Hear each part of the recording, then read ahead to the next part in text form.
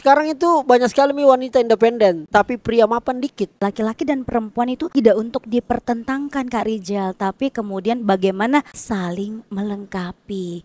Apakah ketika sudah punya gaji kemudian disebut independen, atau yang lebih menarik lagi mungkin maksud Prilly itu independent woman adalah perempuan yang sudah bisa merdeka secara pemikiran. Kenapa sekarang itu di perempuan banyak narsisnya, banyak-banyak tantrum, curhatnya di medsos, bikin status. Iya, seolah-olah semua masalah itu dibicarakan di medsos. Padahal ada. Saatnya bilang kamu kelas. Halo Jika, kembali lagi di Kamu Kelas Podcast bersama saya Rijal Jamal. Akhirnya sosok kakak yang selama ini banyak menginspirasi saya di media sosial bisa kita datangkan dan ngobrol berbagai macam hal, termasuk isu-isu yang lagi panas sekarang ini. Banyak sekali isu dan kebetulan beliau salah satu yang memperhatikan banyak isu-isu itu dan kemudian mempengaruhi banyak karakter orang, terutama berhubungan dengan perempuan, wanita. Sekarang lagi heboh soal independent woman. Tapi sebelum saya spill siapa orangnya, saya perlu sampaikan kita lagi ada di Timur Resto, salah satu resto yang ada di New Mall yang dimana menyajikan masakan khas timur Indonesia, baik makanan maupun minuman. Dan di sini berapa kali saya ajak ngobrol berbagai macam kolega dan teman-teman untuk bisa makan atau mungkin juga arisan, diskusi di tempat ini. Dan langsung saja kita spill orangnya. Inilah dia dan kita sambut melalui sebuah pantun. Bunga mawar, bunga melati, ada juga bunga dahlia. Sungguh senang rasanya hati. Sudah datang independent woman Kakak Amelia. Kesebut bikin independent woman ini cocok Mika. Ya terserah Kak Rijal. Kamel, bagaimana kabar tak? Alhamdulillah, semangat, sehat, luar biasa. Dan memang itu buku selalu dibawa Kak Kamel di. Setiap kemana-mana minimal saya bawa satu buku. Oh gitu deh. Itu mencirikan sebagai independent woman atau sebagai smart woman atau gimana? Saya berusaha mengisi waktu saya untuk sesuatu yang lebih bermanfaat. Baik. Itu kira-kira Kak Jamal. Dan itu menjadi kebiasaan Mika di. Sudah lama ini yang kita lakukan. Dari sekolah SMA. Dari sekolah SMA, Masya Allah. Jadi saya perlu sampaikan teman-teman sekalian, Kakak Amel ini adalah teman saya. Beliau juga seorang public speaker, ya, seorang MC juga. Tapi juga dia banyak menyoroti bagaimana isu-isu perempuan dan anak. Nah kebetulan Kakak Amel, area-area terakhir ini banyak sekali kita lihat fenomena-fenomena yang ada. Dan saya mau coba aja kita ngobrol karena kebetulan penontonku yang perempuan juga sangat banyak. Apalagi laki-laki yang peduli perempuan lebih banyak itu Kak. Masya Allah, bagus dong berarti ya. Bagus berarti iya. Dan ada juga laki-laki yang tidak peduli bagaimana kondisinya perempuan. Wah. Itu ada yang gitu? Ada Kak, banyak sekali Kak. Dan saya ingin mulai mengawali ini Kak dengan apa yang bilang Prilly. Prilly Latukonsina bilang begini, sekarang itu banyak sekali wanita independen, tapi pria mapan dikit. Dan itu, wih, pro kontra, netizen ada yang pro, ada yang kontra dan sebagainya. Apalagi kita lihat memang data ternyata angka pernikahan itu menurun. Angka pernikahan itu menurun karena mungkin terlalu banyak perempuan yang independen, mandiri. Sehingga sepertinya laki-laki tidak mampu mengimbangi wanita independen itu. Sehingga mohon maaf ya kadang-kadang banyak juga terjadi perceraian karena perempuan sibuk sekali sama karirnya. Gitu ya. Itu gimana itu Kak Kabel? Iya. Jadi kita perlu melihat dulu definisi independent woman itu apa Kakak Rijal. Apakah kemudian ketika perempuan bisa berdiri sendiri di atas kakinya sendiri, dengan definisi bahwa dia sudah bisa berpenghasilan, disebut independent woman. Ada standar penghasilan tertentu. Terus kemudian kita bisa mengeneralisir perempuan seperti ini jadi nggak butuh laki-laki. Terus kemudian kita menarik lagi, ini yang menyebabkan angka perceraian semakin tinggi. Jadi kayaknya terlalu simplifikasi persoalan Kakak Rijal kalau kemudian independent woman dikaitkan sebagai penyebab perempuan jadi tidak butuh laki-laki, dan kemudian ditarik lagi menjadi penyebab angka perceraian semakin meningkat. Betul. Jadi terlalu mensimplifikasi juga sepertinya kalau seperti itu pandangan kita Kakak Rijal. Jadi yang idealnya? Ya idealnya sebenarnya gini, laki-laki maupun perempuan harus bisa menyadari perannya sebenarnya apa sih. Apakah memang harus dipertentangkan antara laki-laki dan perempuan? Ya seharusnya kan sebenarnya gini, Tuhan menciptakan kita laki-laki dan perempuan sebagai sama-sama hamba. Betul. Tujuan kita mau kemana? Kita ini siapa? Apa yang ingin kita capai? Masing-masing pasti sudah punya peran. Baik. Berdasarkan karakteristik atau gift yang diberikan oleh Tuhan. Gitu. Jadi kalau saya memandang bahwa laki-laki dan perempuan itu tidak untuk dipertentangkan Kak Rijal, tapi kemudian bagaimana saling melengkapi, bisa hidup berdampingan, setara, saling mendukung satu sama lain. Jadi kalau kembali lagi ke isu independent woman, kita tarik dulu definisinya apa nih? Okay. Apakah ketika sudah punya gaji, kemudian disebut independen, atau yang lebih menarik lagi mungkin maksud Prilly itu independent woman adalah perempuan yang sudah bisa merdeka secara pemikiran. Mindsetnya bisa melit dirinya sendiri. Ya. Karena banyak perempuan nih, saya analogikan dengan remote. Baik. Seringkali remote diri kita itu dikendalikan oleh orang lain. Entah itu oleh orang tua, oleh pasangan, oleh teman, oleh saudara, atau mungkin oleh anak. Kalau remote kita, remote kendali diri kita dipegang oleh orang lain, gak heran banyak perempuan kalau misalnya contoh ada tetangga yang gosipi, langsung marah, meledak, atau mungkin ada yang contoh ya Kak Rijal ya, ada yang mungkin kena isu, maaf nih bisa disebut nggak? Apa? Pelakor misalnya. Pelakor rumah. Nah, kebanyakan ya saya lihat di sosial media kalau isunya pelakor tuh langsung labrak di video, viralin. Terus ajak gengnya, temennya, saudaranya, ayo kita pergi pergi labrak gitu, kita pergi cari buktinya. Itu. Tapi kalau misalnya perempuan bisa memegang remote kendali dirinya, mau apapun yang orang lakukan, kita bisa tetap menjadi pribadi yang penuh kesadaran, bisa pribadi yang tetap menjadi tenang. Saya punya satu analogi hidup, bagaimana bisa tetap tenang dalam segala situasi. Seperti pohon bambu Kak Rijal. Seperti pohon bambu. Kenapa tuh itu pohon bambu? Lihat Ki, coba kalau pohon bambu ada badai, dia merunduk. Tapi setelah badainya pergi dia kembali tegak. Coba kalau pohon besar lainnya ada badai, buang, tumbang kan? Tapi kalau pohon bambu ada badai, dia merunduk, badai pergi, dia tegak kembali. Jadi mungkin ini yang disebut independent woman. Yang punya mindset merdeka. Baik. Yang punya kendali diri yang kuat. Apakah termasuk juga itu kalau perempuan karena merasa, saya gajiku Pak 15 juta per bulan, misalnya 20 sampai 25 juta per bulan. Mungkin suaminya di bawah itu. Apalagi mungkin status pekerjaannya misalnya anggaplah pegawai negeri, seperti kakak Amelio ini kebetulan pegawai negeri. Masya Allah. Akhirnya kadang-kadang laki-laki kodong merasa minder. Seolah-olah laki-laki yang diatur.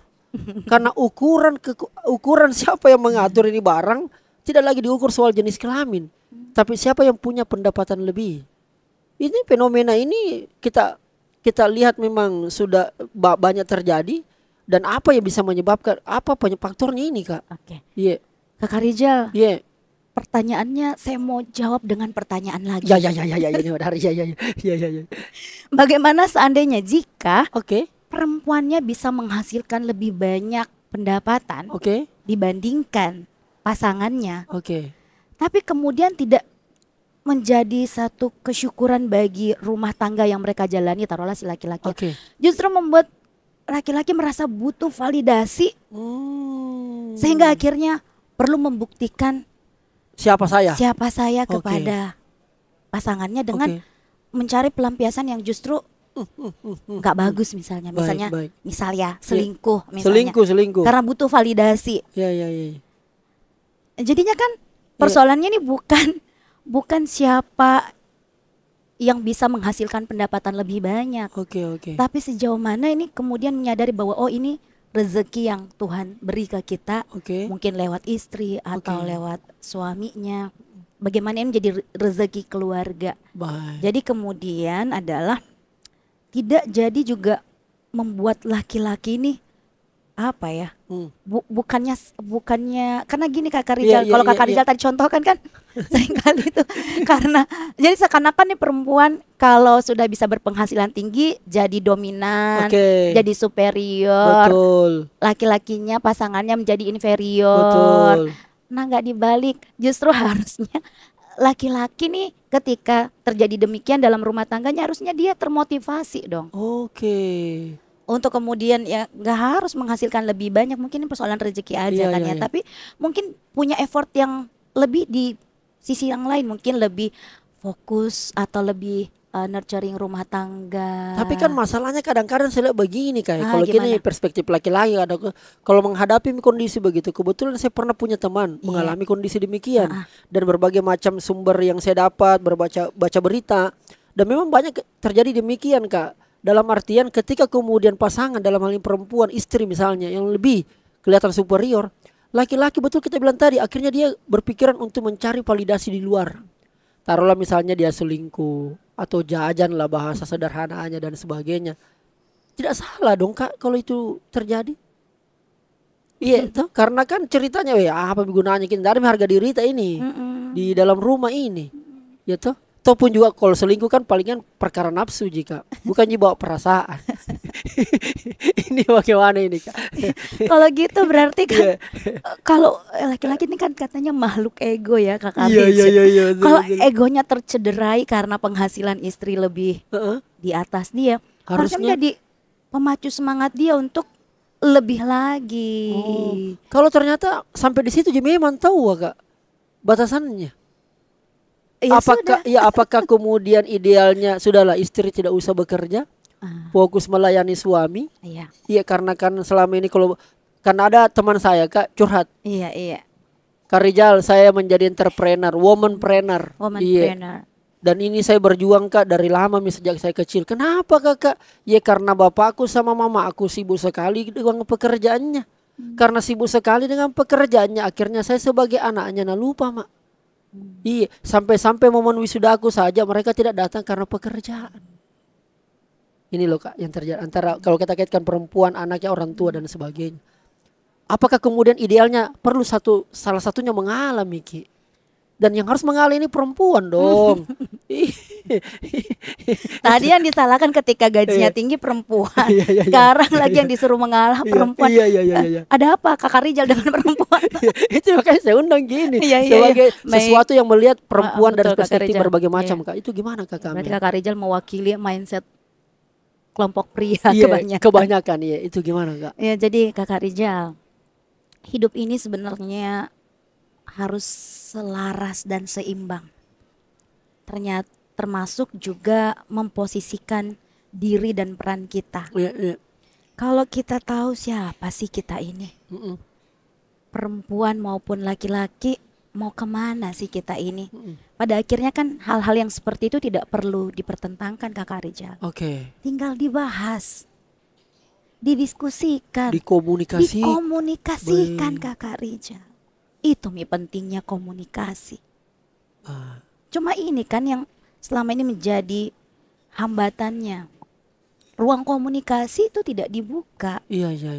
Dan komunikasi itu tidak bisa dilakukan satu orangan sih Kakak Rizal.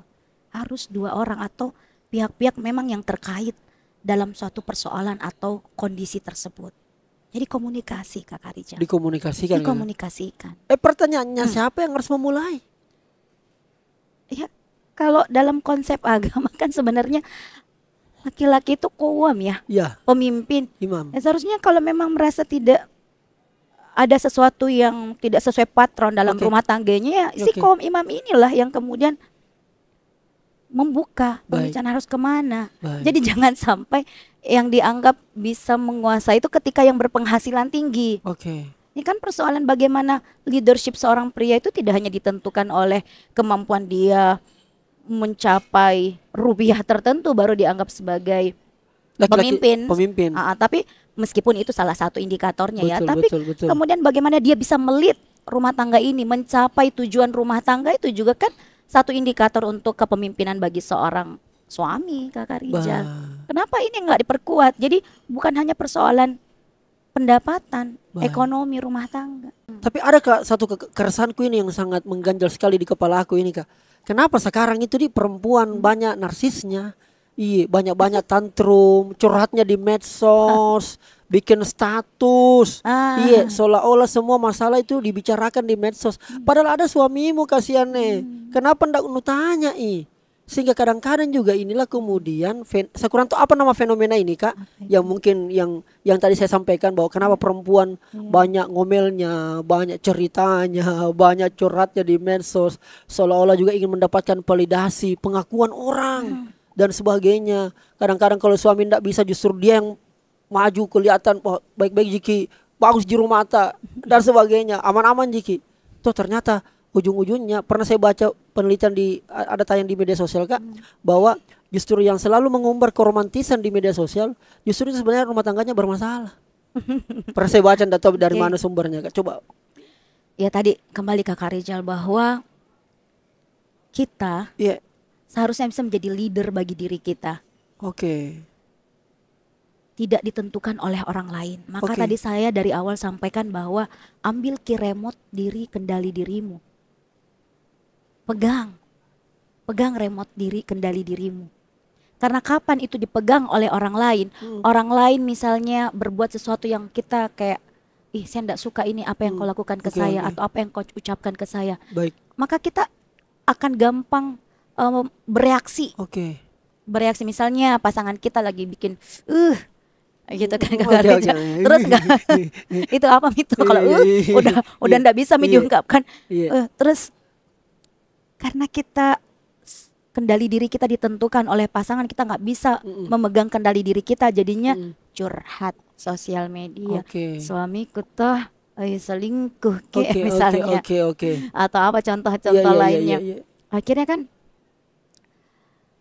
jadinya kita terlihat sangat tidak bisa mengontrol diri karena ke-trigger oleh orang lain. Penyebabnya apa itu Kak? Ya itu karena kesadaran kita yang rendah. Rendah. Jadi manusia itu kan gini. Punya pikiran, perasaan, emosi. Seringkali ini nih yang menjadi kendali diri kita, yang menguasai diri kita, pikiran, perasaan, emosi. Pikiran kita misalnya overthinking, takut nanti begini, begitu. Kemudian marah, kemudian jadi kecewa, kesal. Nah, akhirnya ini yang menjadi kendali yang menguasai diri kita. Akhirnya kita mudah tantrum, mudah marah, mudah bereaksi. Coba kalau ini tuh semua kita lipat, yang di luar adalah kesadaran diri. Kita yang bisa melihat nih, kalau saya marah nanti jadinya mungkin ini efeknya nggak bagus. Kak, supaya orang punya kesadaran diri, apa yang harus kita lakukan kasihannya? Baik perempuan maupun laki-laki, apa yang harus dilakukan? Kalau saya Kakak Rizal, ikut pelatihan kah, ikut seminar kah, ikut pengajian kah? Yang penting bukan pengajian yang lagi rame ini kan. Apa itu pengajian? Pengajian yang di lapangan itu kayak kemarin kasusnya Gus Miftah. Tapi sebentar kita masuk di wilayah itu kan terkait dengan komunikasi juga. Betul. Bagaimana caranya tahu orang supaya punya kesadaran kan? Supaya punya kesadaran. Saya tertarik dengan satu statement dari ilmuwan Harvard. Jill Taylor namanya. Katanya gini, emosi diri kita tuh sebenarnya bertahan dalam diri kita tuh 90 detik. Misal nih saya lagi marah. Itu mungkin saja 90 detik hilang. Hilang itu? Bukannya tambah marah biasanya Kak? Nah, kenapa tambah marah? Karena seringkali perasaan yang ada itu kita, atau emosi yang ada itu kita suka cengkram. Seharusnya dalam 90 detik bisa hilang, kita cengkram.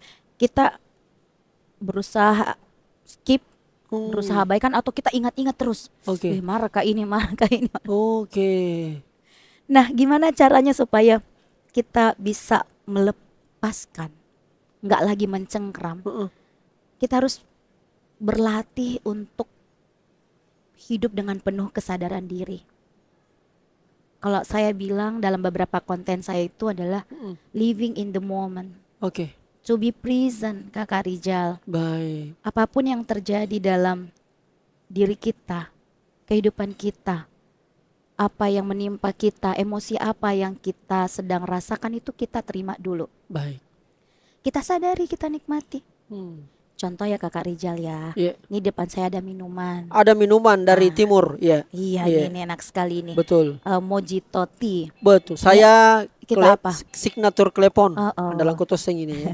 Ini Kakak Rijal kan Yeah. ada asam dari jeruk nipis. Oke. Ada hangat-hangat dari ini daun mint, Iya, daun daun mint. mint. Oke. Kemudian ada sodanya. Oke. Ini saya minum Kakak Rijal. Oke. Kalau saya harus melatih kesadaran saya dengan merasakan ini rasa apa yang saya minum tadi. Ada sensasi asamnya, Oke. mintnya, sedikit manis dan Iya, iya. soda. Begitu juga dengan hidup. Apapun yang terjadi, yang mampir dalam diri kita, terima, rasakan. Nah, kalau dalam istilahnya itu mungkin mindfulness. Mindfulness. Betul. Sadar Ki, ini kita lagi di situasi apa? Iya di. Betul. Sadar Ki, apa yang lagi kita rasakan? Baik. Sadar Ki dengan apa yang terjadi dengan kita. Saya mau coba masuk ke kamar lain ini. Dalam hal ini kamar komunikasi. Komunikasi. Iya. Ini kan baru-baru kita lagi heboh-hebohnya luar biasa ini. Kemarin ketika kasus Gus Miftah yang kemudian viral sekali, 4 hari trending terus di medsos, di X ya, di Instagram, di TikTok. Itu luar biasa viralnya. Hanya karena persoalan kalau udah bilang anak Makassar salah picah.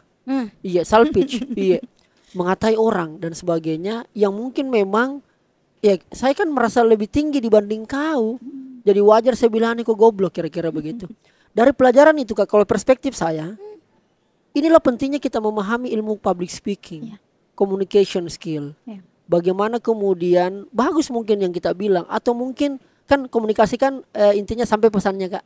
Mungkin gayanya Gus Miftah memang begitu gayanya. Karena mungkin memang beliau selalu di jalan, digelar juga sebagai ustadz yang selalu berdakwah di diskotik.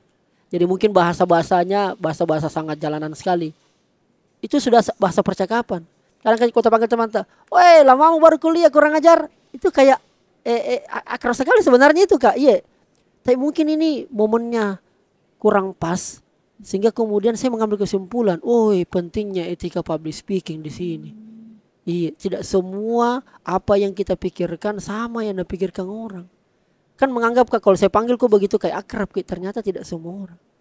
Ini kalau kaitannya tadi dengan mindfulness Kak, ada hubungannya Kak gini. Public speaking dengan kaitannya dengan, atau kan orang bilang, gampang gitu bicara, burung beo juga bisa.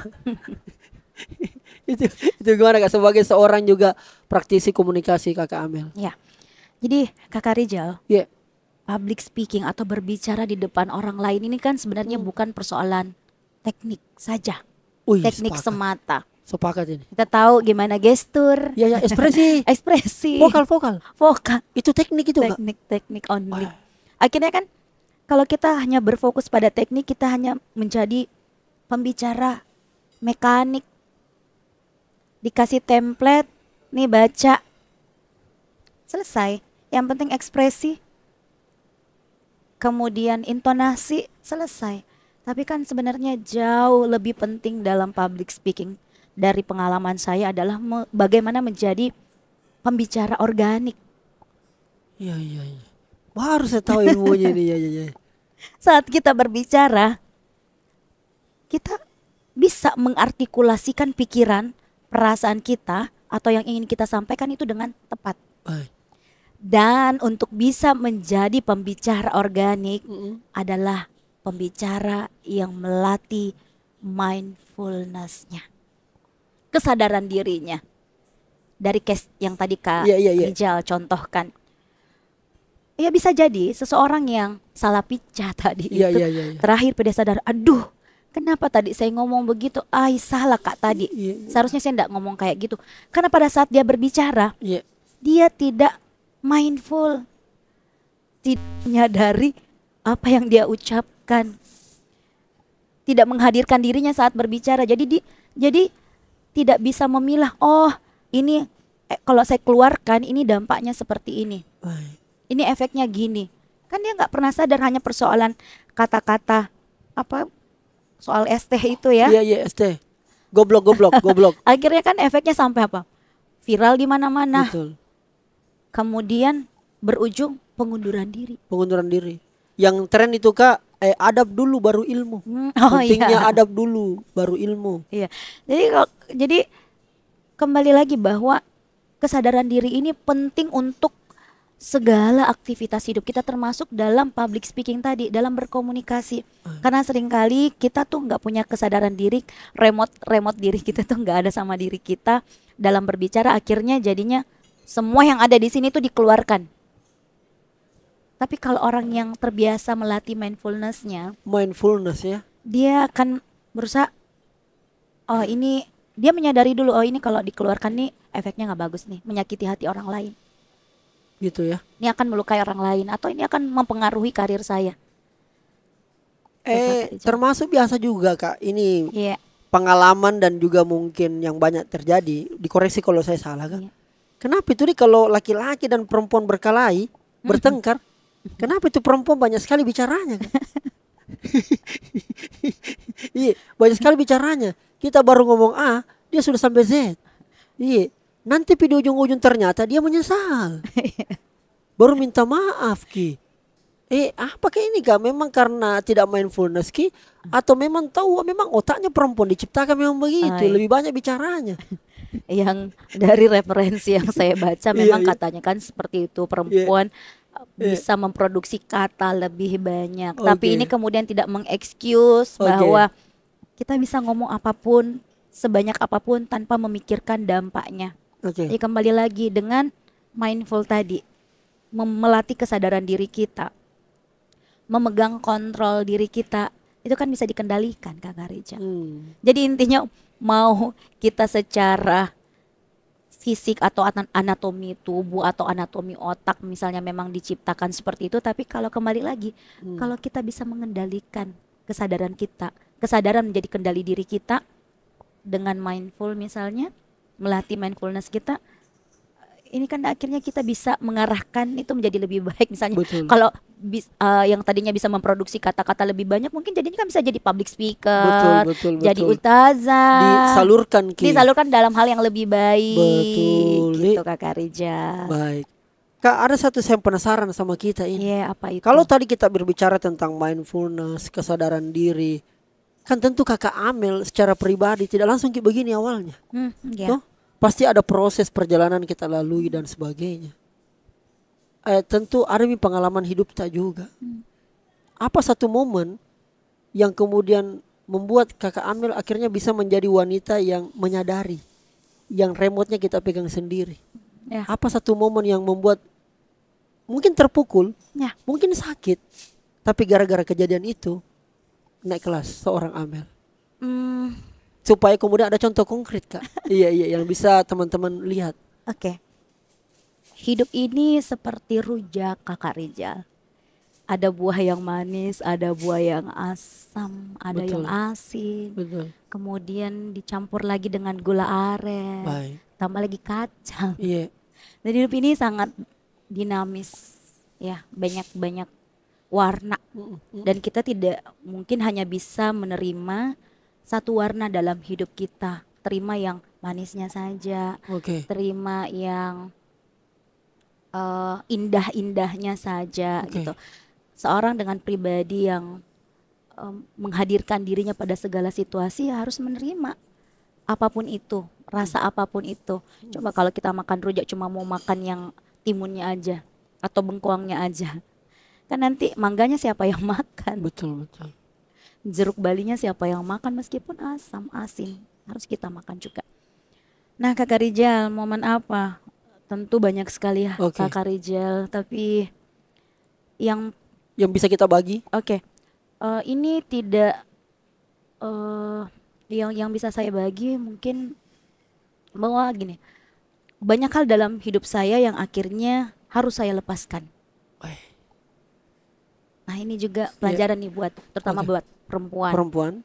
Seringkali kita terlalu menggenggam, melekat istilahnya, attachment terhadap sesuatu yang kita miliki. Apa itu Kakak Rizal? Bisa harta, pasangan, orang tua, anak. Kita terlalu karir juga. Karir. Ya contoh lah karir ya, Kak Rijal. Saya sangat mencintai karir saya. Waktu itu saya memang karena backgroundnya seorang aktivis perempuan. Saya terjun di instansi pemerintahan yang membidangi urusan pemberdayaan perempuan dan perlindungan anak di Jakarta. Saya sangat senang. Itu passion saya. 15 tahun lah saya di sana ya Kakak Rijal. Tadinya kan saya ketua organisasi di tingkat nasional untuk isu perempuan ya, pelajar putri. Dilanjutkan dengan berkarir sebagai ASN. Itu sangat saya cintai.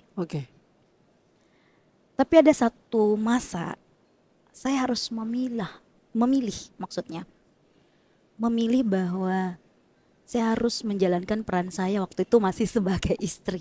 Ini menarik ini. Masih sebagai istri.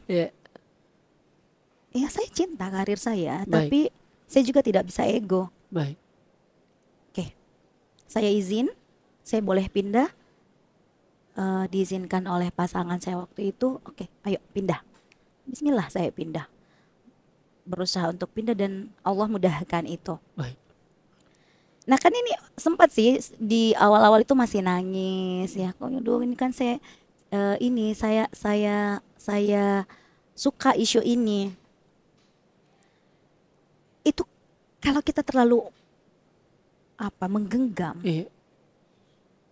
itu kita jadi kayak kita tuh seakan-akan kebahagiaan kita itu hanya ditentukan oleh itu saja.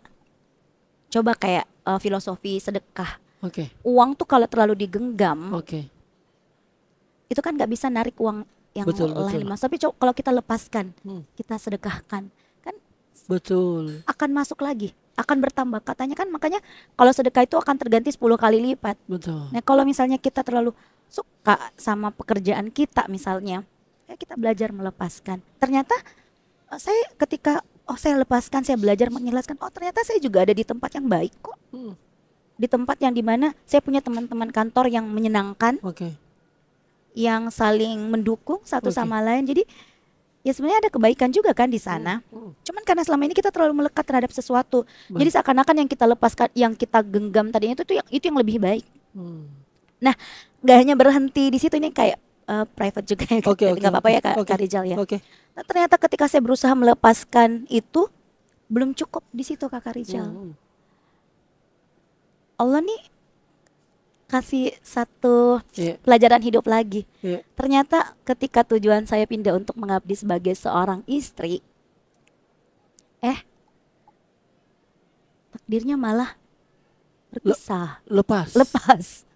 Karena terlalu digenggam. Iya. Jadi Tuhan seakan-akan ingin mengajarkan bahwa yuk belajar untuk melepaskan kemelekatan. Belajar detachment. Kita mungkin karena terlalu cinta terhadap seseorang, sehingga kita kayak kehilangan boundaries, batasan diri. Batasan diri. Nah, bisa jadi dengan melepaskan sesuatu itu tuh jauh lebih baik buat kita. Lebih bermanfaat mungkin buat kita karena kan Allah yang lebih tahu ya. Jadi ini kita perlu belajar untuk melepaskan kemelekatan Kakak Rijal. Kalau kita sudah belajar melepaskan kemelekatan, kita akan lebih mudah memegang remote diri kita, kendali diri kita. Ya sesuatu yang hilang kita lepaskan, kita menerima. Harta, pasangan, pekerjaan, karir mungkin ya. Cuma kan kadang kita kalau kehilangan sesuatu tuh kayak berat. Jadinya tantrum tadi, tantrum. Enggak bisa, enggak mau kehilanganin tantrum. Tapi ketika perempuan sadar bahwa itu sudah menjadi takdir, ini insya Allah akan lebih baik. Ya nggak ada itu namanya tantrum. Begitu. Ya kalaupun mau nangisnya, adalah sebentar saja. 1 hari lah. Di kamar, datang juga 1 hari. Saya kira 1 hari menangis terus. Di kamar. Tapi setelah di ruang publik ayo. Betul. Itu kan perempuan yang lebih. Nah, saya selalu bilang jadilah perempuan yang berkelas. Betul. Kayak istilahnya kakak Rijal ya. Kamu kelas perempuan, kamu kelas. Gimana caranya jadi perempuan yang berkelas, yang sadar bahwa dia punya value. punya value. Punya value. Kayak barang mahal itu kan pasti ditaruhnya di etalase ya Kakak Rizal ya. Betul. Nggak semua orang bisa meraihnya. Nah, barang mahal itu perempuan yang berkelas itu perempuan yang sadar betul dia punya value, punya nilai. Oke. Sehingga mau orang membentuk narasi apapun tentang dirinya karena dia yakin value dirinya, dia nggak mudah dikendalikan. Jadi ada namanya dikotomi kendali. Ada kendali internal, ada kendali eksternal. Yang bisa kita kendalikan itu kan diri kita. Iya. Yang nggak bisa kita kendalikan orang lain. Sudahlah, jangan kendalikan orang lain. Omongan orang lain, nggak bisa kita atur. Itu yang biasa bikin banyak perempuan tuh anxiety, cemas, overthinking, semua pikiran pandangan orang mau dimasukkan ke dalam dirinya. Itu kan namanya merusak diri sendiri Kakak Rizal. Begitu, Di. Nggak semua yang dari luar itu harus kita masuk. Harus kita filter. Jadi pegang kendali dirimu. Jadi saya selalu kalau ada perempuan tuh curhat, kan banyak sekali juga kodong curhat tuh paling banyak sekarang ini kasus perselingkuhan kan. Itu Kak. Jangan kita Kak, saya saja Kak banyak sekali curhat. Iya. Ada yang kemudian ditinggalkan bapaknya, ada yang kemudian mohon maaf nasakiti mamanya. Jadi ini anak perempuan cerita ke saya. Ada juga yang memang dengan pasangannya. Ada juga yang bawa lari orang. Macam-macam. Fenomena ini memang karena masif ya. Iya, banyak terjadi. Memang karena dalam hal ini negara tidak punya power mengintervensi, atau memang perempuan yang kurang memiliki kesadaran diri karena tidak punya wawasan misalnya, atau karena memang eranya Iya. Jadi kalau bicara siapa yang punya peran di sini, seharusnya kan kita melihatnya secara lebih holistik. Betul. Dari berbagai aspek. Apakah peraturannya atau perangkat hukumnya sudah mengakomodir itu. Tapi saya ingin ke yang lebih terdekat dari diri kita adalah kitanya. Kita harus punya ketahanan diri yang kokoh. Ketahanan diri yang kokoh. Jadi kalau misalnya contoh kasus tadi banyak yang masuk kasus selingkuh curhat gitu kan, nangis-nangis, kasihan. Terus beberapa orang menyarankan cari bukti. Ayo kita pergi apa? CCTV. Cari CCTV. Banyak itu Kak Rizal, cari CCTV. Saya selalu bilang sama yang curhat tadi, terutama perempuan, terus kalau sudah dapat buktinya mau diapakan? Terus mau ke sana cari buktinya nggak capek? Iya betul Di. Investasi energi kita tuh berharga. Kita tuh melakukan sesuatu yang seperti itu kadang cuma buang-buang energi. Betul. Buang-buang energi. Akhirnya jatuhnya kita orang bilang kebocoran energi. Ya harusnya kan kita banyak-banyak nih investasi energi, makan sehat, berolahraga, kemudian tidur yang cukup, membaca buku, itu kan kita investasi energi. Tapi kalau kita keluarkan sedikit cari bukti perselingkuhan suami, cari ini chatnya iya di screenshot. Terus kalau perlu kita harus tahu password HP suami. Salah itu perempuan yang tahu password HP suami. Tergantung dikomunikasikan. Kalau diizinkan silahkan, tapi kalau misalnya mau save energi nggak usah lah. Masing-masing punya privacy kan. Karena kalau saya perspektif laki-laki suka ditahu karena contoh sederhana kayak kenapa kita itu kasihan laki-laki jengkel kadang-kadang kalau datang di rumah. Tiba-tiba langsung ditanya sama pasangan. Dari mana kok? Dari mana kita tadi? Kenapa waktu saya telepon kita angkat telepon, video call dan seterusnya. Padahal sebenarnya laki-laki itu kok datang, kodong kan bawa masalah ini kodong dari luarnya. Harusnya ditanya mau apa? Kamu gitu kira-kira. Iya. Siapa Ki? Kira-kira begitu. Jadi gitu. Kenapa begitu sekali perempuan kodong? Jangan mikir juga jadi kembali lagi ke Kak Rizal. Seringkali kita itu tadi kita terlalu dikendalikan oleh faktor eksternal. Kita kurang terhubung dengan diri tak sendiri. Akhirnya energi yang ada itu bocor. Terbuang percuma hanya untuk pantau WA suami, CCTV di mana-mana cari bukti, ya sudah. Biarkan saja, belajar melepaskan suami. Tidak segampang itu tahu Kakak Amel. Karena nanti kalau memang dia betul-betul suami yang baik, dia akan menjaga marwahnya kok di luar, akan menjaga dirinya kok. Kalau misalnya tidak, dia buat nakal misalnya pasti ntar terpental. Tapi banyak juga Kak laki-laki yang rusak gara-gara perempuannya. Ya itu makanya perempuan harus sadar dulu dirinya. Harus jadi perempuan berkelas Kakak Rizal. Betul. Kalau perempuan berkelas itu tidak akan mungkin mengambil yang bukan haknya. Ih, kusukanya ini. Betul, iya. Karena banyak juga yang begitu kok dong Kak. Iya, laki-laki baik. Ya. Iya, tapi karena dikekang laki-lakinya, diintervensi, diatur-atur dan sebagainya. Kita beberapa kali lihat fenomena konten viral teman saya itu bikin konten bagaimana cara kalau kerja di kantor baru ada yang godain Ki, apa yang harus dilakukan? Betul-betul istri yang mengatur dan sebagainya. Kembali lagi kan, enggak laki-laki ataupun perempuan harus punya kendali diri, kontrol diri. Karena kan distraksi, godaan-godaan di luar sana itu banyak Kakak Rizal. Nggak mungkin kita kalau nggak mau terdistraksi, nggak mau ada godaan, tinggal saja di dalam kamar. Kita mau bilang Kakak Amel kalau ada kemudian yang ambil Ki pasangan tak, biarkan Mi. Biarkan. Belajar melepaskan Kakak Rizal. Belajar melepaskan kemelekatan. Karena saya percaya bahwa sesuatu yang diambil dari kita sebenarnya bukan yang terbaik buat kita. Karena kan kita makhluk dinamis. Betul. Jadi belajarlah melepaskan. Belajar melepaskan. Kami laki-laki juga harus bisa belajar melepaskan. Belajar melepaskan. Kalau sesuatu yang kita lepaskan itu baik, akan tetap sama kita. Sesuatu yang terlalu digenggam itu akan melukai kita Kakak Rizal. Misal ya ada perempuan ya dalam rumah tangganya mungkin di KDRT nih. Karena terlalu dia genggam. Padahal KDRT mungkin kan melanggar boundariesnya, batasan dirinya. Dia nggak cinta sama dirinya jadinya. Tapi karena terlalu apa namanya? Maksud saya terlalu dia genggam. Akhirnya dia biar diapai di KDRT, diselingkuh, dia tetap pertahankan karena terlalu dia genggam. Akhirnya kan melukai. Kita lepaskan. Akhirnya kan ternyata karena terlalu attachment, terlalu melekat, terlalu menggenggam, dia tidak sadar bahwa apa yang dilakukan oleh orang lain terhadap dia itu sudah melukai atau melanggar batasannya. Dan pada saat itu terjadi, harusnya kita lebih mengutamakan diri kita. Egois dong ya. Mencintai diri sendiri itu bukan egois ya, tapi kita lebih independent woman lagi.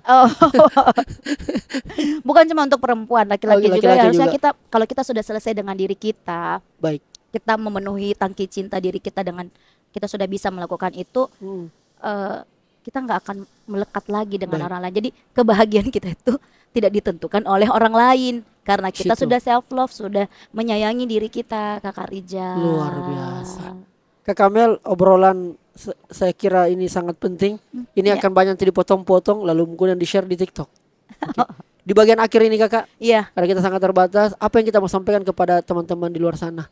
Baik itu terutama mungkin yang perempuan karena kita konsennya di isu perempuan. Apa yang kita mau sampaikan? Singkat. Perempuan, jadilah berkelas, yang paham dan sadar betul dengan nilai dirinya. Pegang remote kendali diri kita, jangan berikan kepada orang lain.